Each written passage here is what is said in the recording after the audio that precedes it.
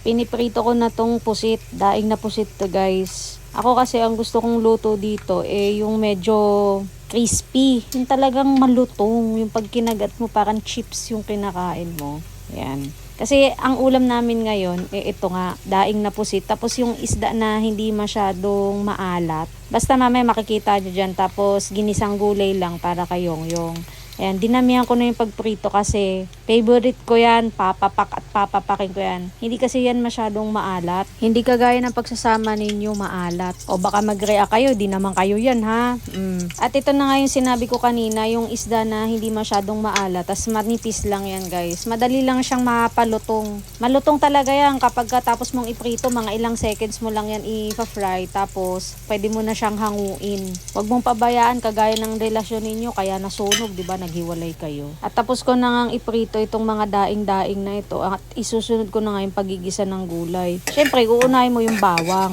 Wala ka naman ibang uunahin dyan kasi ikaw lagi mong inuuna, barkada mo, bisyo mo, yan. Kaya naghiwalay kayo ng jowa mo.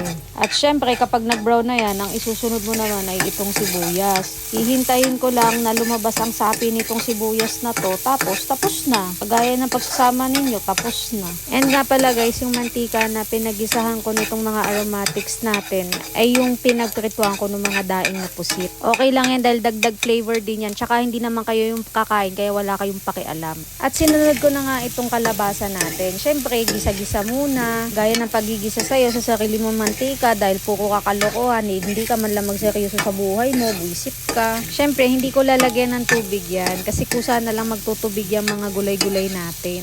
At pagkatapos natin mekos-mekos yan, syempre, tatakpan na natin yan. 'Di ba? Kagaya ng pagtatakip ng mga tropa mo sa'yo, sa mga kalokohan mo, animal. Shoutout dun sa mga tropang konsentidor dyan na imbis disiplinahin yung tropa nila, kinonsinti pa nila. Galing! Bravo! And after 2 minutes, ito na nga, 'di ba?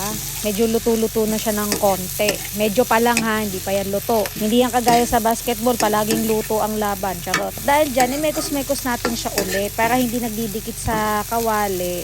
And then after that, ilalagay na natin ang shabu. Charot. Asin. Asin po. Baka po tayo ay marid po ng PDEA. Mahirap na. Buo-buo pa naman yan. Ang ganda pa naman ng item. Solid na solid.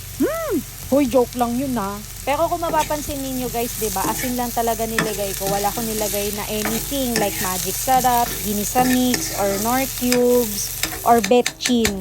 Kasi ang kakain ang anak ko. Gumagamit po ako ng mga nor cubes na yan, ginisa mix, or magic sarap, kapag maramihan po yung iluluto ko. Kapag mass production, ay tari, ang sosyal.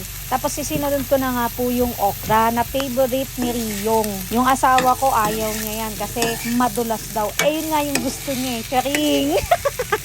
Ayaw sa madulas. Pero nasasarap po naman. At dahil nanawa na ako ng kakamekos-mekos dyan, syempre tatakpan na natin yan. Takpan na natin para maluto na yung okra. Tatakpan ko yan for 3 minutes. Tapos after 3 minutes, ayan, okay na yan. And uulitin ko, nagdagdag ako ulit ng konting asin dyan kasi nung tinikman ko siya, medyo matabang pa siya. And nung nagdagdag na nga ako ng asin, okay na, perfect na. Perfect! And hindi lang talaga ako naglagay ng paminta guys kasi ayaw ni Rio ng paminta na aanghangan siya. Yung pamintang meron kami, yung powder. Maanghang pa naman yun. So, wag na lang para makakain yung bata. Kahit ako personally, gusto ko may paminta yung pagkain, naglalagay na lang ako ng pangsarili ko.